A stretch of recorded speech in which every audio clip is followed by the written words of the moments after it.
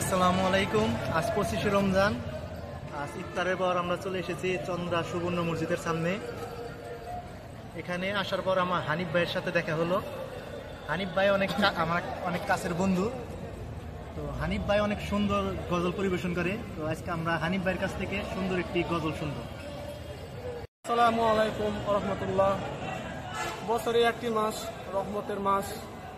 আমাদের মহানবী সাল্লাল্লাহু আলাইহি ওয়াসাল্লামের উসিলায় এই মাসটা আমরা পেয়ে থাকি। আমরা সবাই জানি এই মাসে আমরা কি করতে পারি। ঠিক আছে, এই মাসে আমরা মূলত মাপ চাওয়ার জন্য আল্লাহর কাছে আকুতি মিনতি করি। আর এই মাসে আল্লাহ তাআলা অনেক খুশি হয় নামাজ কালাম রোজা রাখলে এবং ওনার কাছে দোয়া করলে। কারণ আমাদের এই একটি মাস শুধু মাপ চাওয়ার জন্য আল্লাহ তাআলা আমাদের মহানবী সাল্লাল্লাহু আলাইহি ওয়াসাল্লামের উসিলায় দিয়েছেন। কিন্তু আমরা কি করি, রোজাও রাখি না, নামাজও পড়ি না।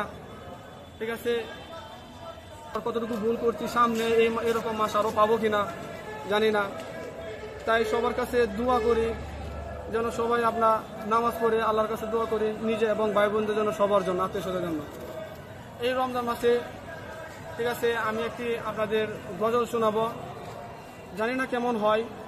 ঠিক আছে, আপনারা আমার জন্য দোয়া করবেন, আরও যেন ভালো করতে পারি। আমারই কণ্ঠে তুমি তোমার ওই বাণী তুলেছ, বুকের দেরাজে তুমি কোরআনের স্থান দিয়েছ। আমার ওই কণ্ঠে তুমি তোমারই বাণী তুলেছ, বুকের দেরাজে তুমি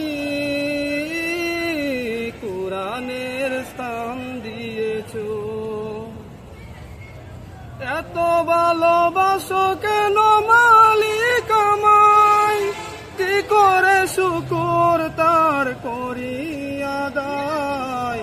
এত ভালোবাসো কেন মালিক আমায়, এত ভালোবাসো কেন মালিক আমায়। পৃথিবীর দিকে দিকে অযুত্রি দে কণ্ঠ আমার নামে তোমার গীতে। পৃথিবীর দিকে দিকে অযুত্রি দে কণ্ঠ আমার নামে তোমার গীতে। তাও পে করমার নেয়ামত বেশুমার, তাও পে করমার নেয়ামত বেশুমার। এনয়ে পরে মন সেজদায়, এত ভালোবাসো কেন মালিক আমায়, এত ভালোবাসো কেন মালিক আমায়। আমার ওই কণ্ঠে তুমি তোমার ওই বাণী তুলেছ। আসসালামু আলাইকুম।